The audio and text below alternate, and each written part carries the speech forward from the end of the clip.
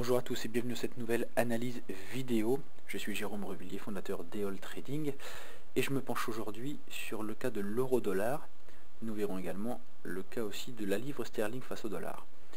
L'euro-dollar ce matin connaît une poussée suite à un indice IFO un petit peu meilleur qu'attendu. On note toutefois un petit essoufflement à l'heure où je fais cette analyse.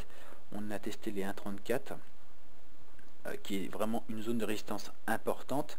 Comme vous pouvez le voir sur ce graphique quotidien, la zone des 1,34 et surtout 1,35 est la zone des 50% de retracement de la baisse initiée depuis la fin d'année 2009, ici. Voyez, donc on a retracé pratiquement la moitié de cette baisse aux alentours des 1,35. Ici on a une forte zone de résistance qui risque de mettre un petit peu de temps à céder. Donc c'est exactement ce qui se passe depuis ces quelques heures, suite mardi à l'annonce de la Fed de nouvelles mesures d'assouplissement monétaire. On a eu une forte poussée de l'euro, ou plutôt une forte baisse du dollar. Ce mouvement a tendance à s'essouffler un petit peu depuis hier et on peine à rester au-dessus des 1,34.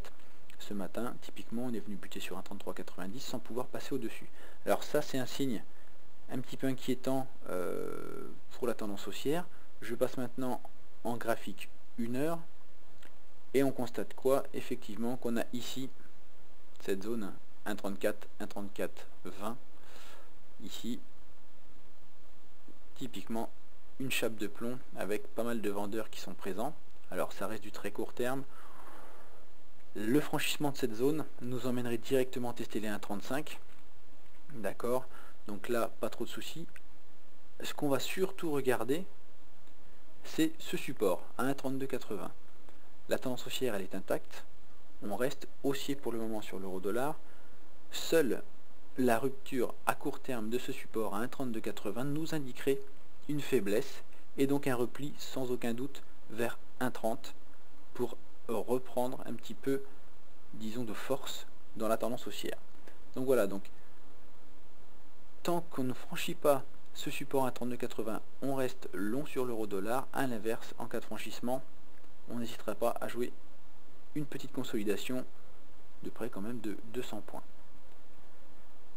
La livre sterling maintenant, également très travaillée ces dernières heures, elle s'est enfermée dans un canal, ici compris entre 1,57, 1,5725 et 1,5640. Voilà, ce sera vraiment mes deux zones de support importants dans les prochaines heures.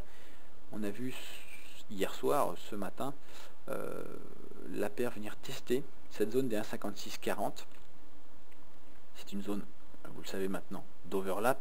C'est une résistance devenue support et inversement, qui donc est très solide. On sait qu'on a beaucoup de gens ici qui sont prêts à intervenir. Donc voilà, on est venu la tester cette nuit. On a rebondi depuis ce matin suite au bon indice IFO.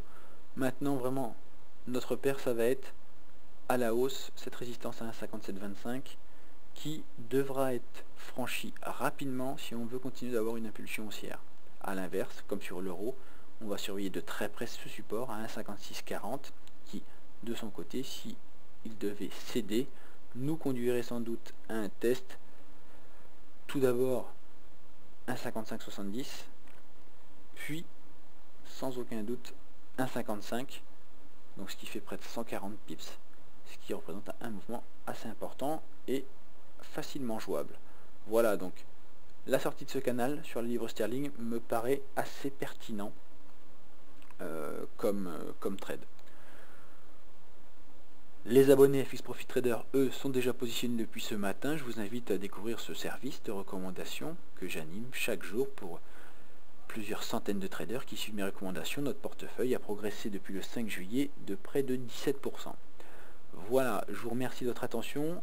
Je vous souhaite un bon week-end et je vous donne rendez-vous dès la semaine prochaine pour de nouvelles analyses vidéo. A très bientôt.